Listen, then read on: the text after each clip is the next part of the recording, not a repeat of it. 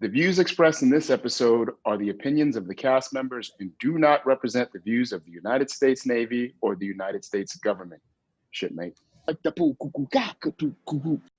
Good evening, everyone. Welcome to another episode of What the Navy. Today's guest stars are CTRC Brandon Mercier and CTR1 Dadaro Stringfield. I did not hear humble or humility a lot coming up.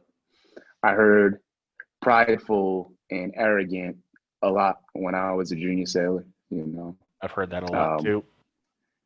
I say it's certainly the first 8 years of my career, maybe a little after that, but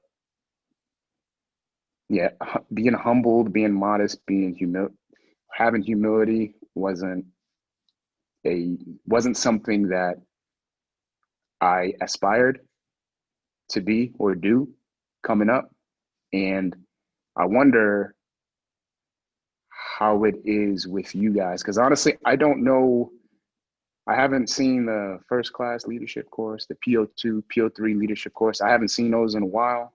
I haven't seen the new one. So I don't know if they get into humility. I don't know if they get into the desire to be a humbled servant leader, but it's really important to me right now. You know, I say it a lot on the show. You know, I'm a student of the ego, a student of humility, just because I have to be conscious of it every day because I can veer to the opposite side a lot. And I don't want to. It's not something that I want to do. You know, I like moving forward, knowing that I don't know everything, right? And knowing that there's a lot to learn from people who are older than me, from people who are younger than me, from my peers. And I enjoy the idea of carrying myself that way. But I know it doesn't always come out like that. And I don't always agree with it either, right? Because the ego gets in the way, and then we find ourselves in trouble with ourselves because we are our worst enemy. I'm certainly my worst enemy. So, but what does humility mean to y'all? What does being humbled mean to y'all? I would say necessarily, it's definitely not being arrogant or cocky. And it's also being able to take a step back and letting someone else take the lead on something else. And I will say my first year here, there was a lot of times where I had to say to myself, you know, humble is the way, humble is the way. So there's a lot of things where like, okay, just hold on, you know, your time will come one day and stuff. But it's like, I have to take a step back and be like, okay, one day, it's okay. You know, humble is the way. That's literally been my motto since I've been at this command is humble is the way. Yeah, that's my thing. So what is humble to you then? Just being able to take a step back and letting someone else take the lead and not being cocky and arrogant and stuff like that. What you're referring to is the outward part of being humble, right? But then there's also what I would agree is the much bigger part of humility, and that's within yourself. So for example, going into work, right? Knowing that there's more to learn about this person that you're about to interact with, knowing that there's more to learn about the mission that you're about to do, knowing that knowing that you may be a SME, but you're not that level of SME, you know, knowing that there's always something to learn, is that inward facing humility that you can always have is what I believe. And that's something that I have to challenge myself with every day. That's something that I challenge y'all with every day. That's something that I challenge my sailors with. Is always having that in not the back of your mind, but in the front of your mind. I don't know everything, but I can learn. I'm capable of learning. I have the potential, and I'm capable of just, you know, being a better person, being a better reporter, being a better operator, whatnot, right? So there's that outward facing humility, and then there's that inward. There's at least those two. There's probably a bunch more. I don't think people, like, if you ask me if I'm humbled right now and I said, yeah, how you feel about that? Are you asking me, Chief? Just y'all. Yep. If you said, Chief, are you humbled? And I'm like, yeah.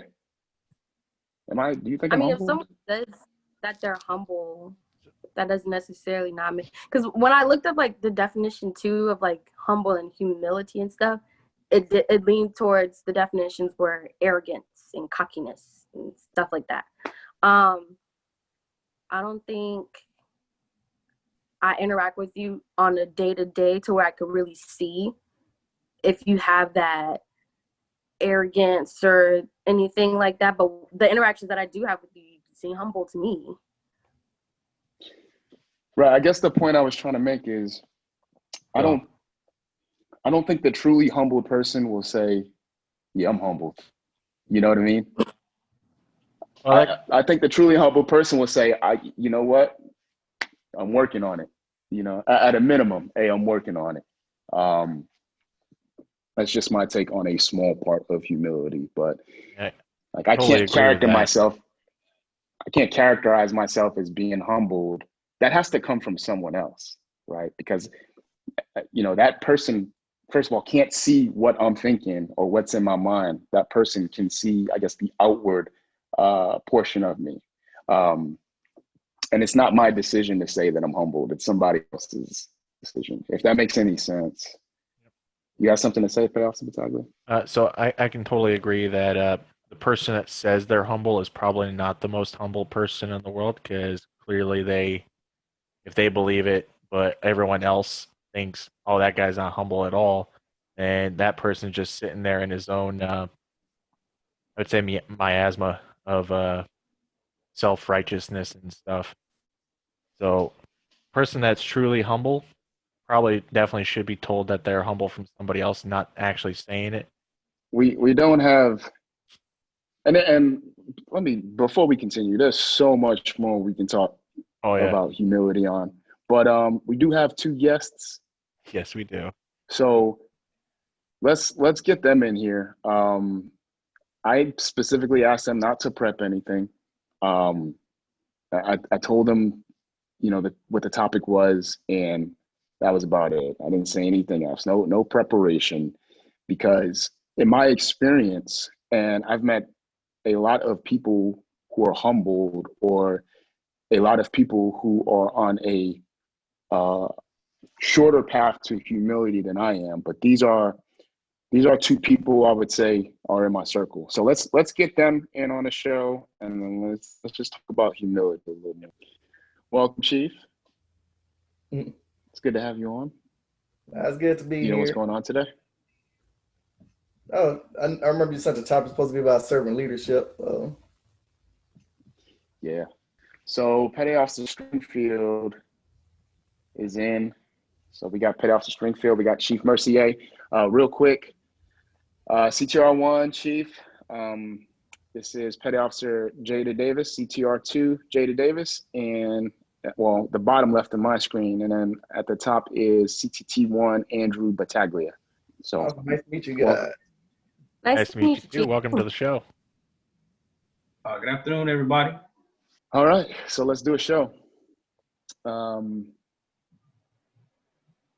Before CTRC and CTR1 came, we were talking about our definitions of humility and being humbled and being modest, and we left off with you know, my personal opinion in that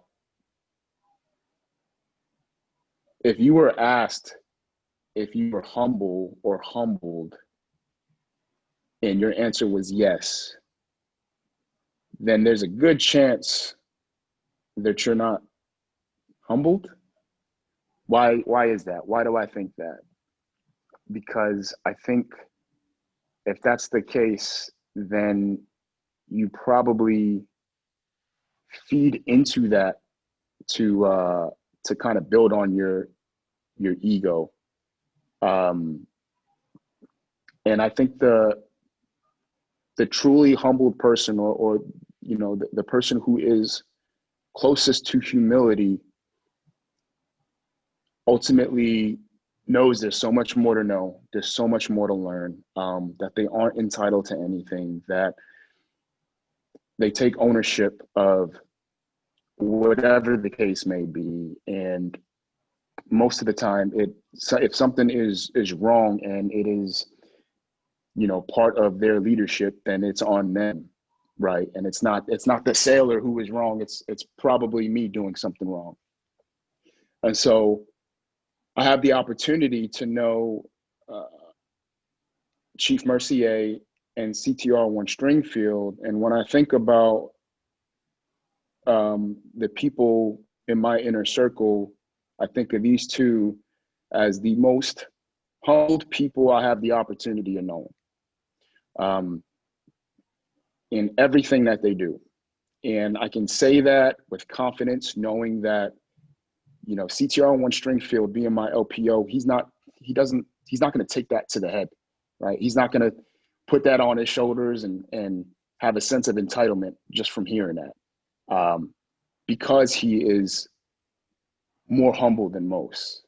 And Chief Mercier, and I wish we could spend more time together, man, but you truly are the most humbled person that I know. And it just so happens that Petty Officer Stringfield and Chief Mercier were stationed together at one point in time. And I've wondered, leading up to this show, from the time that we had this idea until now, what is it about their upbringing? What is it about their development? What is it about their interaction that could possibly link them to being, two of some of the most humble people that I know? Is there something, or not? Maybe it's just pure coincidence. Is it something that they both got from childhood? Did they hear humility? Did they hear being modest and being humble? Did they hear being a humble servant leader more so than the next third class, second class, first class petty officer, right? Because when we invited them in, we were discussing, I don't remember hearing anything about humility, and it probably was said a lot when I was coming up, but I don't remember it. It wasn't a characteristic. It wasn't an attribute that I strive to work toward. And it honestly wasn't something that I thought too much about until the past couple of years. And then y'all agreed that, yeah, it's not really something that you hear about, at the third class or the second class or the first class leadership course. So, and this is, I'm glad I have you guys here, because this is not an easy topic for me, because I've struggled with humility, or I struggle with the opposite of humility all my life, not just Navy, all my life. Being the oldest brother, being the oldest cousin, and creating an image of myself that wasn't exactly me. You know what I mean? So, but this isn't about me. This is about humility, and this is about being humbled. And like I said, I can't think of two people in my inner circle who are more humbled than you two. So what is it about y'all? What's the golden ticket? What's the golden nugget? Why are y'all so damn modest? Yeah, you up here talking about humble but feeding our egos at the same time. So, to me, there's a lot of avenues to get to a path to where you kind of become that servant leader, or you use the term humble. For me, humble is just something that it's a being. It's not something that you say. You don't say you're humble. You just perform. You just do acts. You just do for people. Humble people don't go around, like you said, saying that they're humble. To me, if you're trying to say that you're humble, that means your ego is hurting in some aspect. It's you just do for people without even thinking about it. Some people, they're just born with a kind heart. Like they see people in need their whole lives, even from adolescent age up until now, and they just help people. It's in their nature. Some people get there through struggles and experience. Maybe they had a leader once that, they saw their actions get them there. They saw them put their heart out into not just them, but into everybody in general. And they saw the happiness within people, even during dark times, to get to that point. Sometimes you go through a struggle. Sometimes you go through some events to where it takes you down a notch. But not only does it take you down a notch, you don't want to see nobody else go through that same struggle. So you try to do what you can to get them into that, to get them not to fall into that struggle. One of the things I've definitely learned is that sometimes your darkest moments in life, you go through them not because of you, but because it can help somebody in the future. And I feel like that all builds into that characteristic, or what we use as being humble. Sometimes it's just a combination of things that get you there. And depending on how you learn from that experience or how you approach life is what gets you to be humble. It's what gets you to help others. For me personally, it took me a long time to get here. So one of the main things I always tell people, there's two things you can do with pain. Either you can succumb to it, you could blame others, you could just take the beatings without learning any kind of lessons, or you could persevere through it. You can use that pain as lessons that you learn, but not only do you use it as lessons that you learn, you use it to save somebody else from having to go through that pain as much as you can. You help that next person. If, for instance, advancement exams, I struggled with it most of my career. So I try to learn methods to build up criteria to not only help me get over it, but also pass it to the next person just off instinct. All those things that you learn throughout your career, and not just your career, but just through life in general, whether we're talking amongst each other as fathers, whether we're talking as friends, all those things that we learn, we try to share with each other to make each other better. And for me, it's just one of those things that you just kind of build into your nature, and you just do it without even thinking about it. It's just a part of who you are. Now let me CTR1. Do you agree with him? What I mean by agree is, would he have said that when you guys first known each other? I would say so. Ever since I've known Chief Mercy, he always have been pretty humble, laid back, and approachable.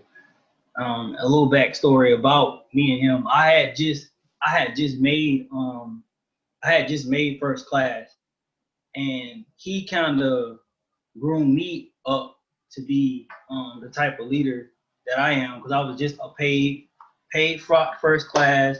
Something happened to one of the first classes that basically had to get reassigned somewhere else, and I had to fulfill that role as LPO and still learn. And I kind of probably took a lot of his leadership traits, as far as we probably kind of leads him, because he kind of trained me as a first class about like being there for yourselves, being approachable, getting things done, trying to stay ahead of the game. But with me, about being humble, I kind of think it's been with me since childhood, because a lot of it, I grew up in the church or whatever, my whole life. And one of the things that that in my childhood was always, God detests pride and arrogance. So, that's like the total opposite of being humble. And every time that I would kind of get a little cocky, or maybe a little brag about some achievements or something that happened, and I would kind of be kind of knocked back down a little bit. So I agree with him wholeheartedly when he says sometimes people are in situations, some people are put in situations and it make it kind of forces them to be humble. And you want to kind of prevent that from happening, because 9 times out of 10, it's kind of hard. Sometimes when people are not humble, a lot of times people don't want to help you or don't feel comfortable, asking you or approaching you. But I've never really like seen myself as totally like as being like humble. I just try to be, the change that I want to see, the change that I want to see happen. And that's how I try to live. I try to pretty much be the change instead of like complaining and saying things should change. I try to be the change. So when I asked that question, CTR1, it wasn't to call Chief Mercier out, right? I just knew that CTR1 was going to say, yeah, that's what he would have said. Because it's hard for me to believe Chief Mercier would have has an arrogant bone in his body, has a prideful bone in his body. Because ever since I've known you, man, it's just like, you're a humble leader. You're a humble servant leader. And I look at you like, man, I can't wait to be like that dude, man, because you're just so damn caring and compassionate. And it's just something that I've always strived to do, right? And I don't know who passed it to who, but it's the same thing with Petty Officer Stringfield, right? And it's not so much so to where, CTR1, he's certainly not like a yes man and, or just let things bounce off, because there have been times we've been in a room together and CTR1 will be like, all right, stop right there. Right. And it's not about pride or it's not about arrogance. It's him being humbled, but also him being confident, right? Him being a confidently humbled leader. In essence, being a true leader. So, yeah. What you got, Petty Officer Davis? Because that's what I'm talking about right there. What you got?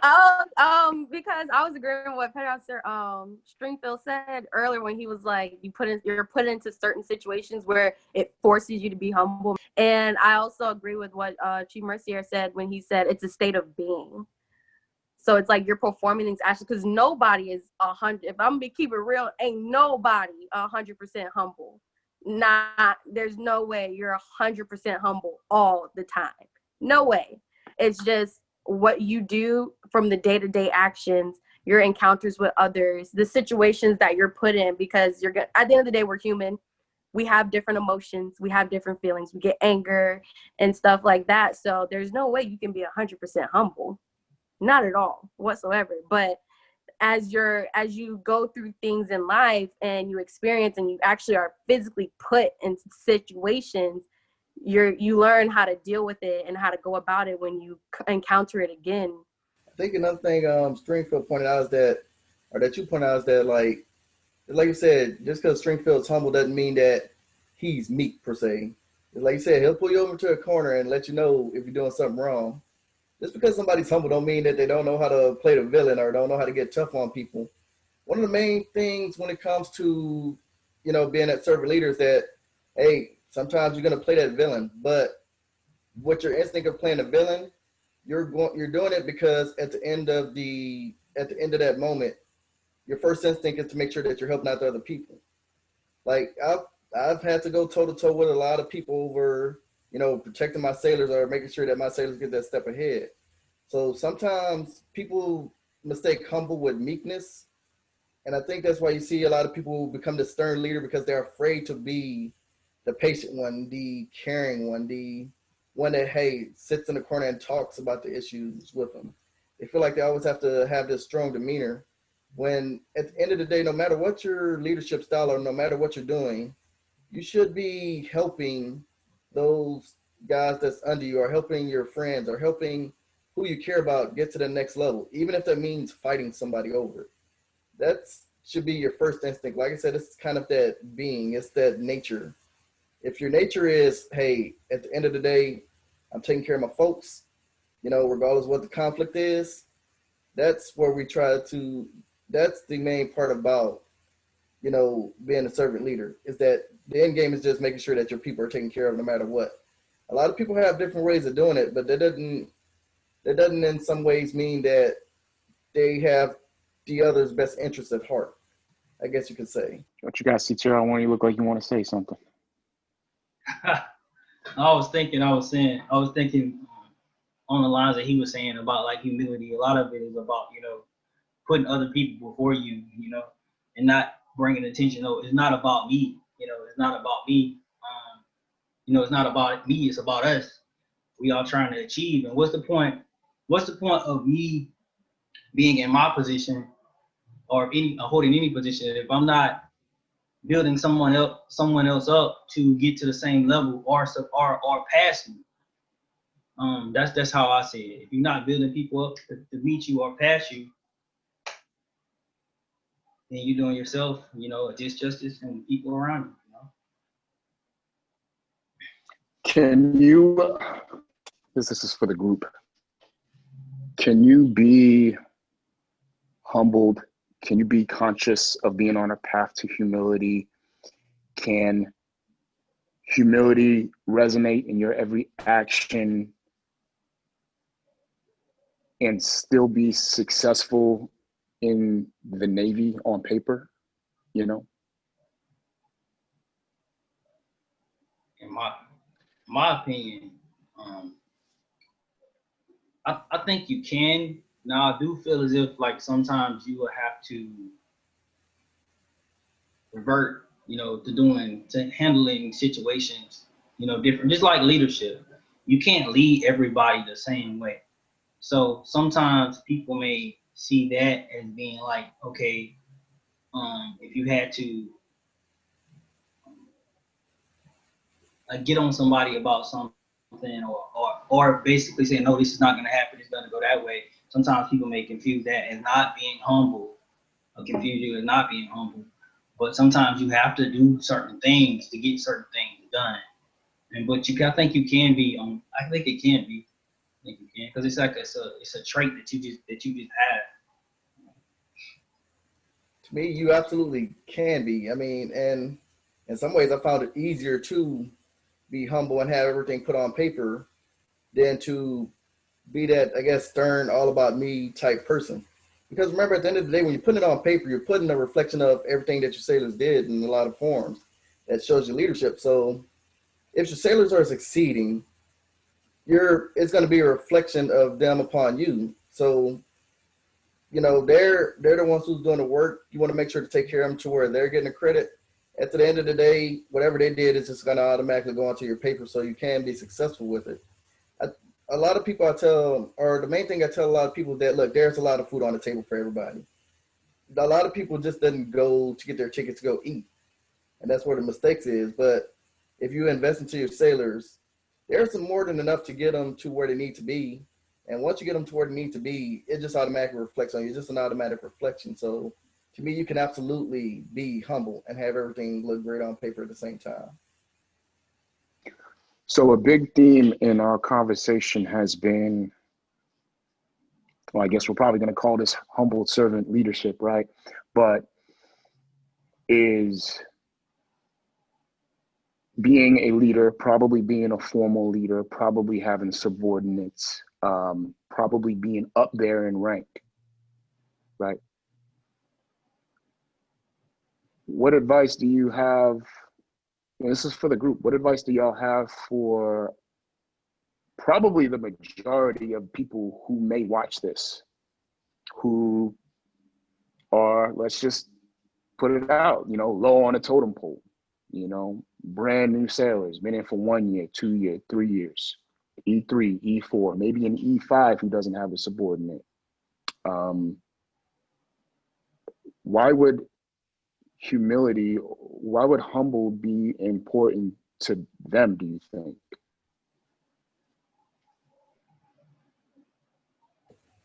I think the best way to explain it, and I was kind of looking at, so I don't know if you guys ever seen the movie Malcolm X, but in that movie, Malcolm X talks with Elijah Muhammad, and he has 2 glasses of water, right? One of them he pours, a dark kind of oil into the water. And basically what he was describing to Malcolm X's leadership. You can give somebody that dark glass of water and they will drink it. They'll do it reluctantly, but they will drink it. And what it reminds me is that, yeah, you could be that brash leader, you could be somewhat stone cold, and you can lead sailors to success, but at the same time, it also comes with an effect, because just because you led somebody to success doesn't necessarily mean that they have this feeling of satisfaction of being successful. If you're overly forcing them, then at the end of the day, if they don't have feelings of wanting to stay in the Navy or a feeling of self-satisfaction among them, what have you really done? Then he also gives them a pure glass of water to say, this is how you want your people to feel at the end of it.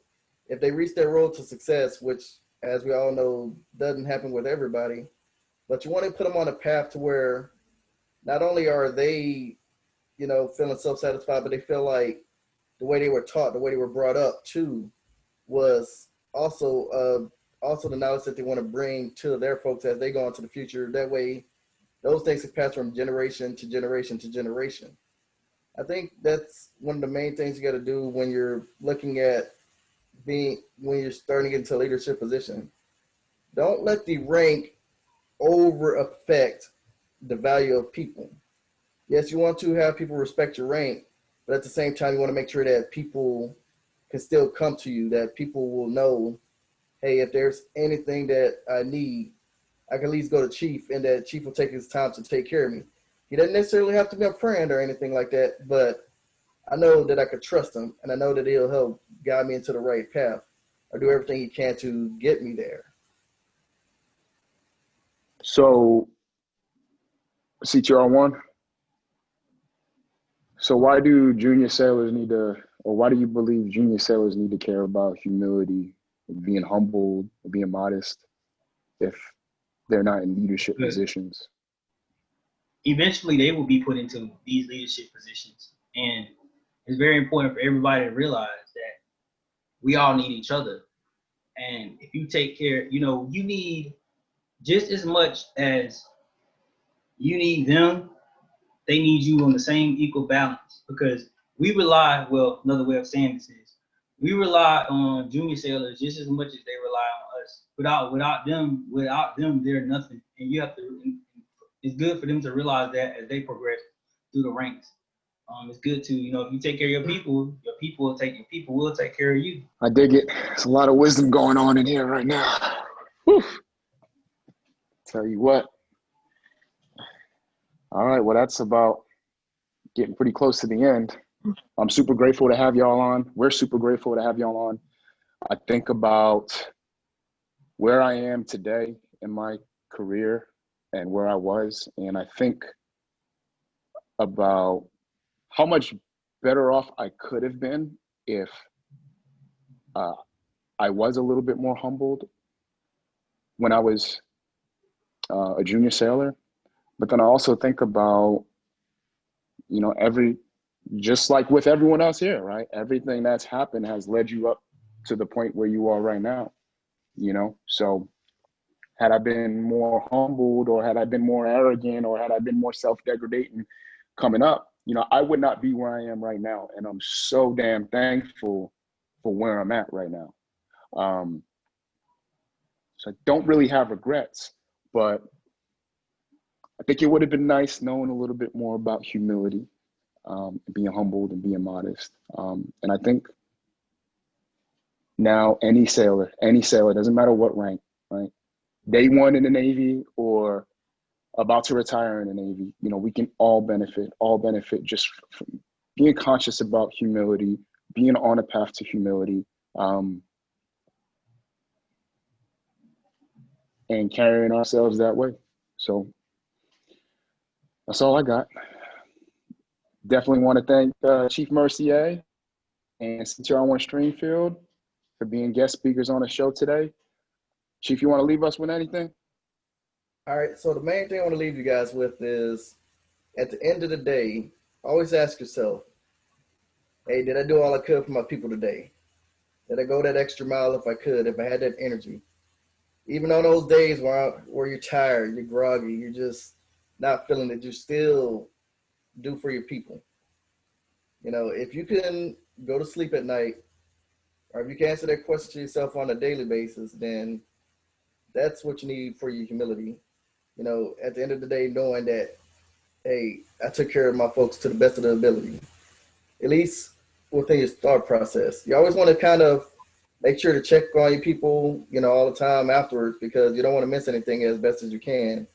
Nobody's perfect, but at the end of the day, if you could say, or if you feel that I went all out for my people, you know, you don't have to ask the question, you just got to feel that. Then that's what you want to make sure you at least discuss within yourself about, you know, when it comes to being a servant leader. That's gold. CTR on one. Some advice I would like to put out. Just make sure on the road to humility, make sure that make sure you're taking care of yourself too. Because sometimes on the road to always looking out for other people, sometimes you can put yourself on the back burner. But just make sure you have to find that balance. And I would encourage everyone to learn about interpersonal like relationship skills, like with emotional intelligence. A lot of times that'll help you out too. Not also much with humility, but just learning how people cope and deal with in the business, you know, in the business world. And that's one of the things that I wish the military would kind of teach us as beginning, like learning about interpersonal relationship skills and stuff like that. A lot of that stuff we don't learn. It's just not taught, and not even in the leadership courses that we have to take. It's just not taught about, you know, really how to deal with people and deal with situations and stuff. That's all I got. Thank y'all. That's gold. It's gold.